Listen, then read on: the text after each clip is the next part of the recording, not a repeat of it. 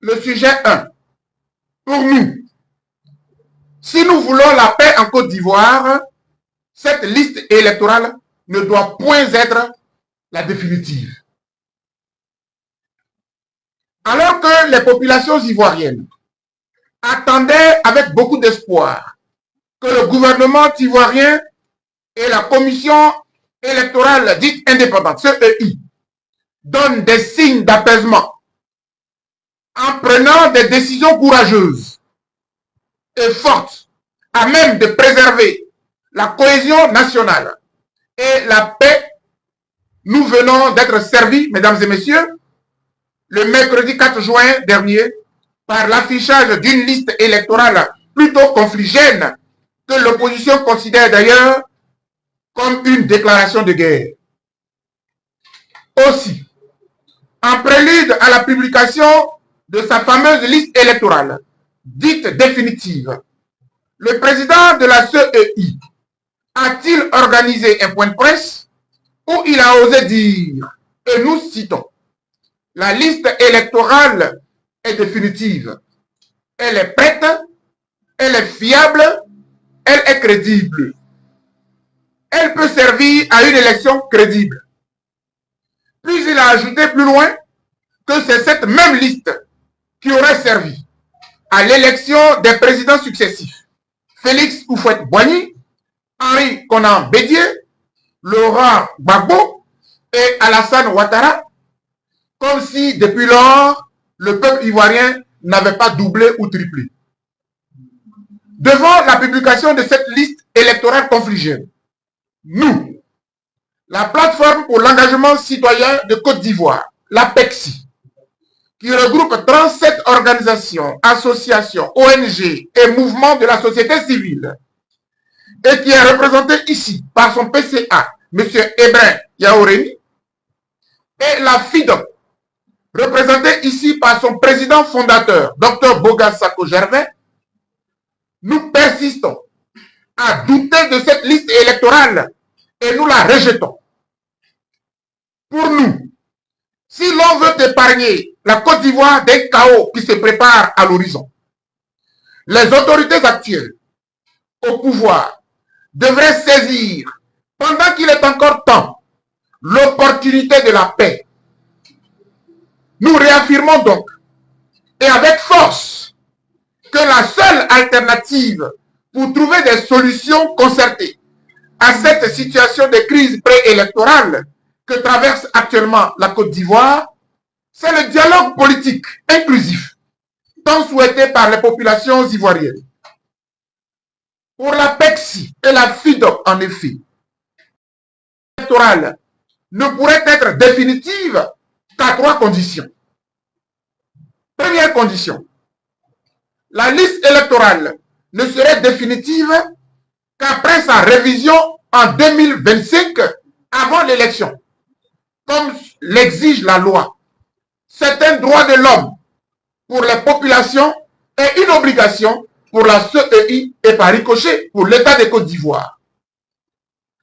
Deuxième condition, la liste électorale ne saurait être crédible qu'après avoir été auditée pour la débarrasser de toutes les imperfections relevées par les experts commis de l'opposition et de la société civile.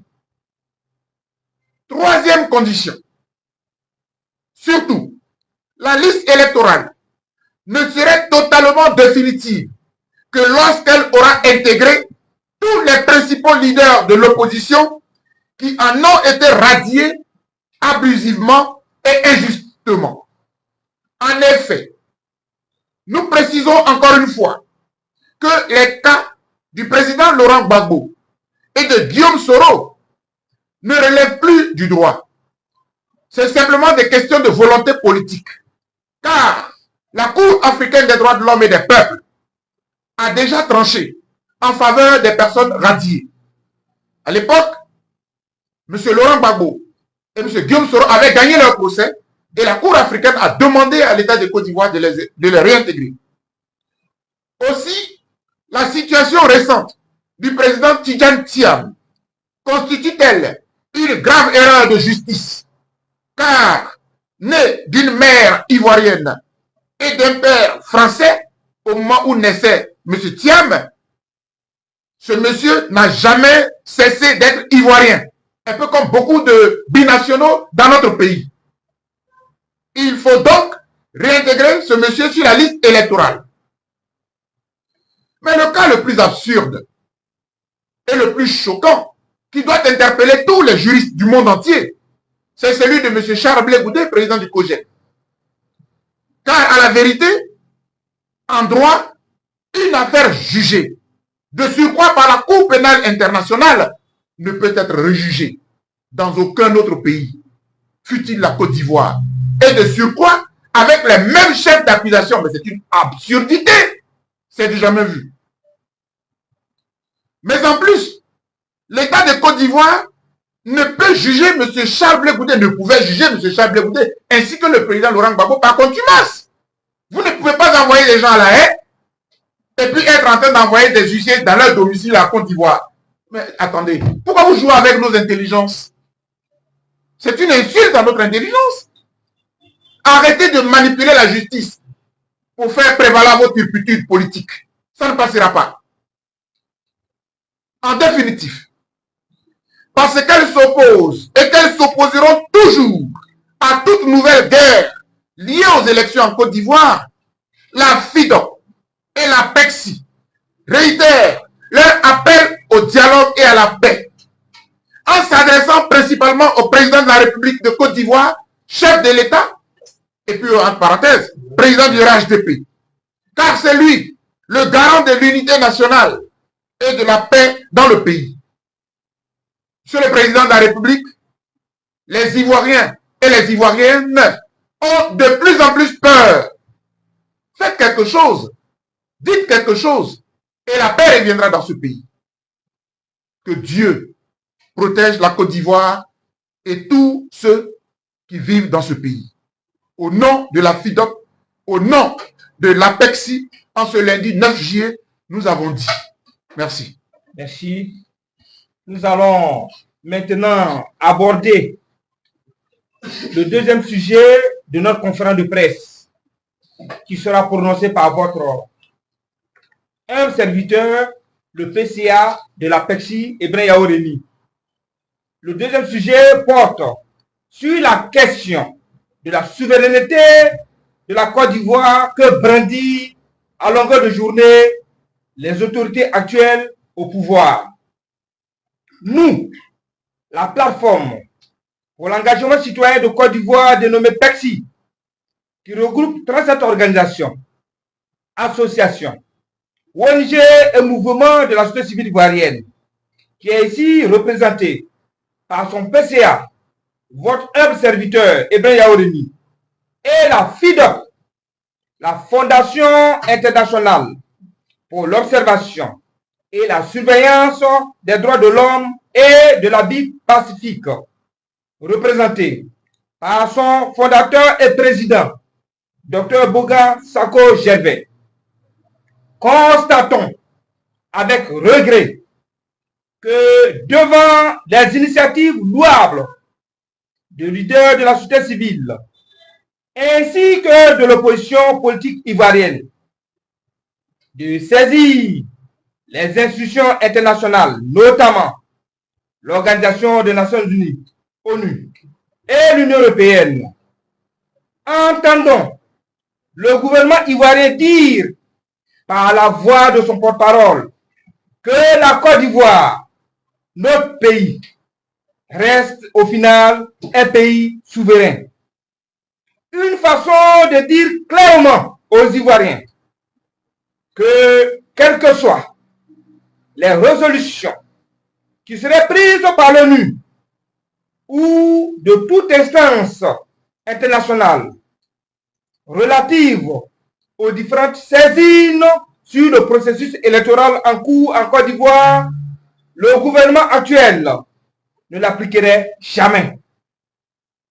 Pour preuve, les arrêts de la Cour africaine des droits de l'homme et des peuples du mois de septembre 2020 qui demandaient expressément de réintroduire les noms de M. Laurent Gbagbo et de M. Soro Diop sur la liste électorale dans le cadre des présidentielles de 2020 n'ont jamais été exécutés par le gouvernement ivoirien et rien n'y fit. Nous rappelons à toute fin utile que l'article 87 de la Constitution ivoirienne fait obligation à l'État de Côte d'Ivoire de respecter ses engagements signés, traités ou accords régulièrement ratifiés.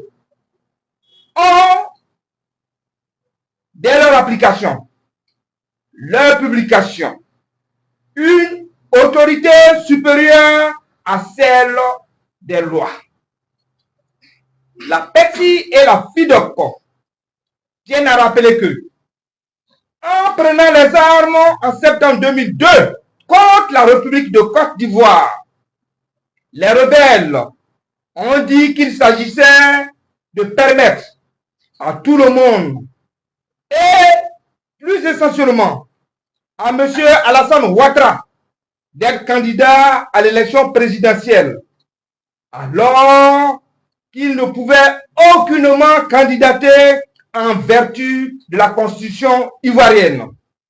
Ainsi, pour trouver une solution à cette situation de rébellion armée qui a entraîné la division de la Côte d'Ivoire en deux et qui risquait de faire basculer le pays dans une guerre civile, le président Laurent Gbagbo a accepté toutes les médiations que l'Afrique et le monde entier lui proposaient. 1. La signature du cessez-le-feu avec les rebelles le 17 octobre 2002 à Accra, sous l'égide de la CEDEAO. 2. La signature de l'accord de l'INAS Marcoussis en France le 26 janvier 2003. 3. La signature le 4 juillet 2003 d'Accra 2. 4. L'exécution de la résolution 1528 des Nations Unies qui a mis en place la mission de paix de l'opération des Nations Unies en Côte d'Ivoire, ONUCI, avec un effectif de plus de 7800 casques bleus. 5. La signature le 30 juillet 2004 des accords d'Accra 3 qui fixait un nouvel échéancier pour l'application des accords de Marcoussis, notamment pour le désarmement des ex-rebelles et des milices et pour des opérations d'identification des Ivoiriens. 6. La signature le 6 avril 2005 des premiers accords de Pretoria suite à la médiation du président sud-africain Thabo Mbeki pour solutionner le problème de l'éligibilité de l'opposant d'alors, bien entendu, Alassane Dramane Ouattara, et le principe de son éligibilité sera acquis le 13 avril 2005 et le président Laurent Gbagbo en acceptera le 26 avril 2005. Mesdames et messieurs les journalistes, chers frères, voici en résumé le parcours fastidieux avec tout ce que cela a coûté aux Ivoiriens en termes de souffrance physique, morale et surtout économique pour que M. Alassane Dramane Ouattara soit candidat en Côte d'Ivoire afin que nous ayons un peu de paix. Nous avons jugé utile de faire tous ces rappels de mémoire devant la presse nationale et internationale afin que les tenants du pouvoir et les militants qui passent leur temps à longueur de journée à nous parler de la souveraineté de la Côte d'Ivoire.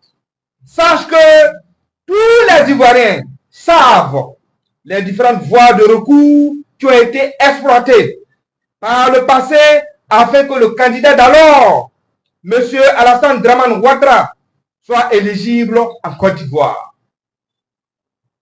Considérant que c'est essentiellement grâce à la communauté internationale, notamment l'ONU, l'Union européenne, et surtout l'implication directe, nous disons bien, et surtout grâce à l'implication directe de la France à tous les niveaux, que M. Alassane Ouattara a pu effectivement accéder au pouvoir d'État dès le 11 avril 2011. Alors, nous ne comprenons pas aujourd'hui le refus catégorique de son parti au pouvoir, le RHDP, de dialoguer avec son opposition pour avoir des élections inclusives, apaisées et acceptables par tous pour mettre fin à cette série de crises électorales à répétition que connaît la Côte d'Ivoire, notre beau pays, ces 20 dernières années. Nous, la PECSI et la FIDOP, interpellons vivement, je dis bien, nous, la PECSI et la FIDOP, interpellons vivement le président français, M. Emmanuel Macron, qui avait soutenu en 2020 le chef de l'État sortant, M. Alassane Ouattara, à une violation flagrante de notre Constitution en disant qu'il s'agissait d'un cas de force majeure après la perte de son dauphin, le Premier ministre Amadou Gon, que le quatrième mandat illégal et anticonstitutionnel qui se prépare à l'horizon ne passera pas en Côte d'Ivoire en cette année 2025. Aussi, interpellons-nous M. Jean-Christophe Béliard, actuel ambassadeur de France en Côte d'Ivoire, qui semble avoir un parti pris en faveur du pouvoir ivoirien, du pouvoir d'Abidjan, de se préoccuper avec nous des sérieuses menaces qui planent à nouveau sur la paix et la stabilité, car tous les signaux sont au rouge.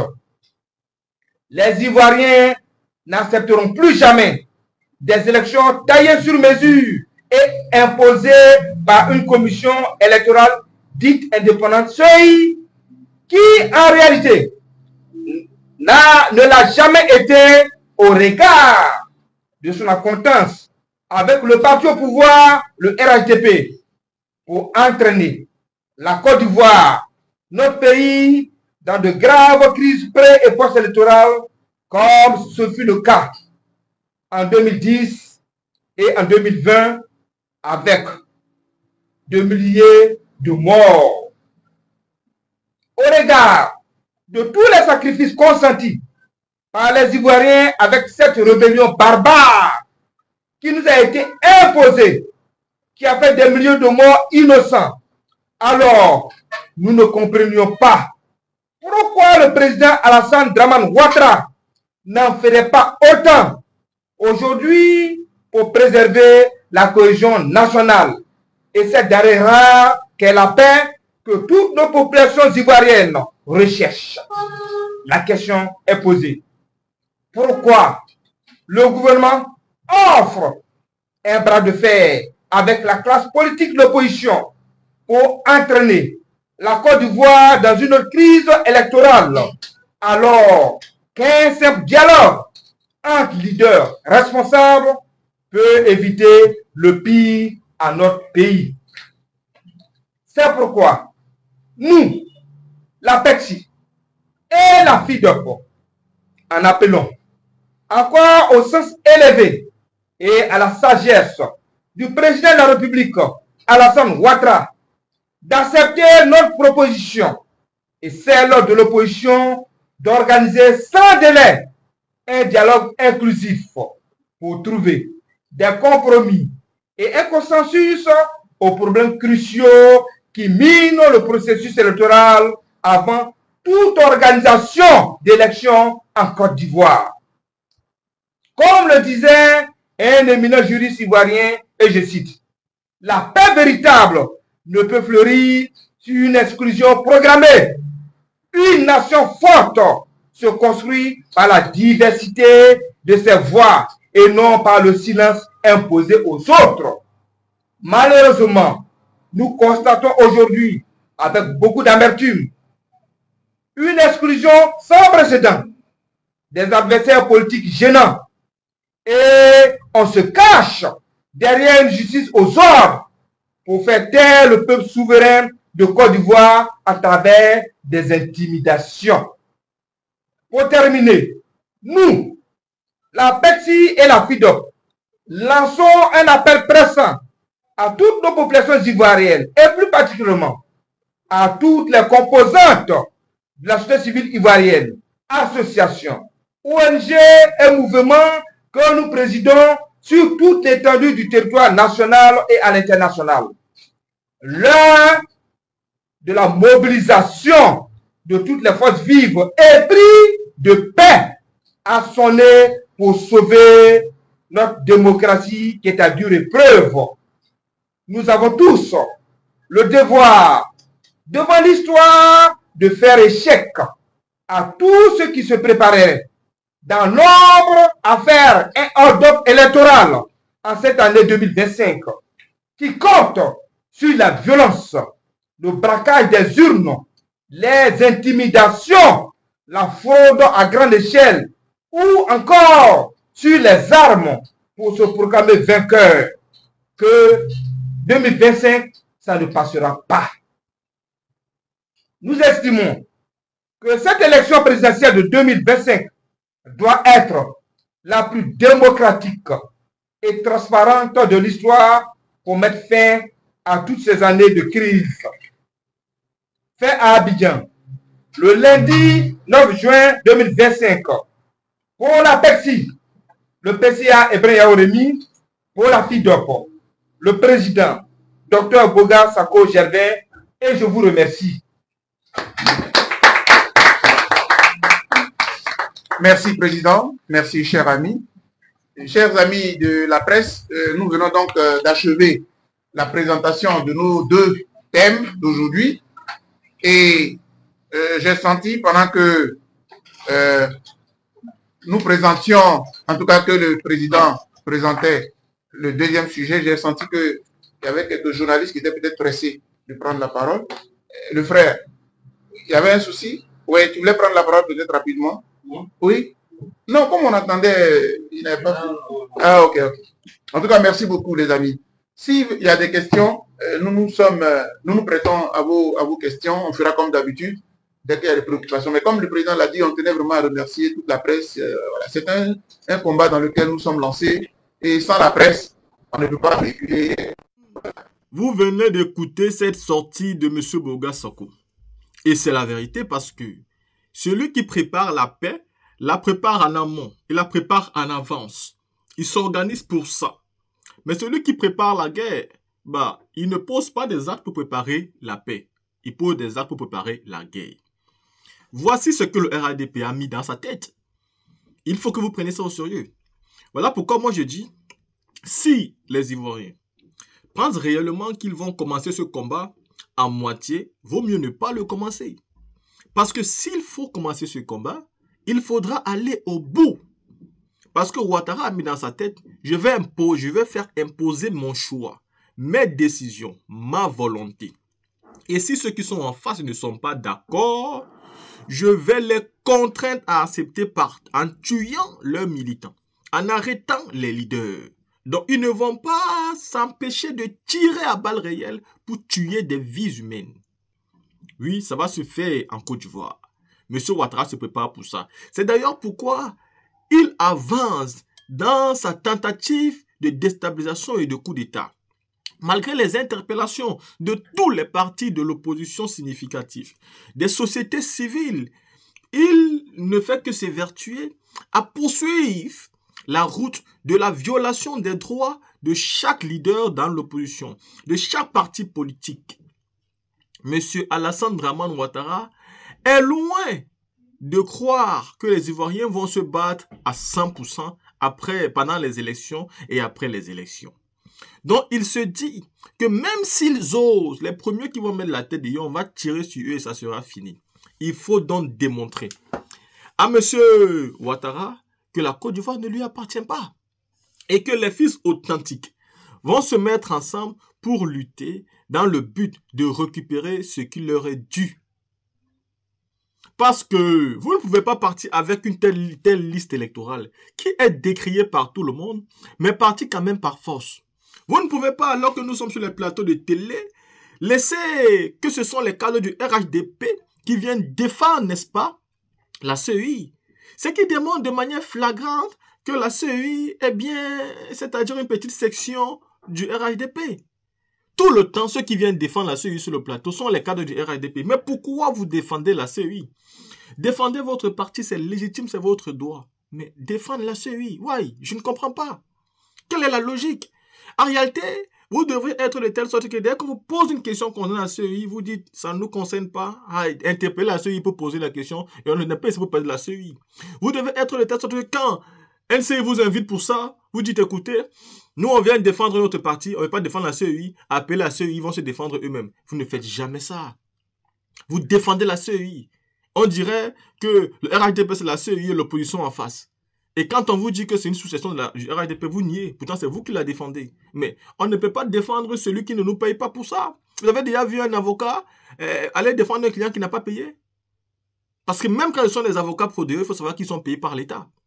Dans la team, vous venez donc de constater ici que la société civile est claire. Cette CEI n'ira pas aux élections. Et si elle va aux élections comme ça, elle ne peut pas prétendre vouloir la paix. C'est aussi simple que ça.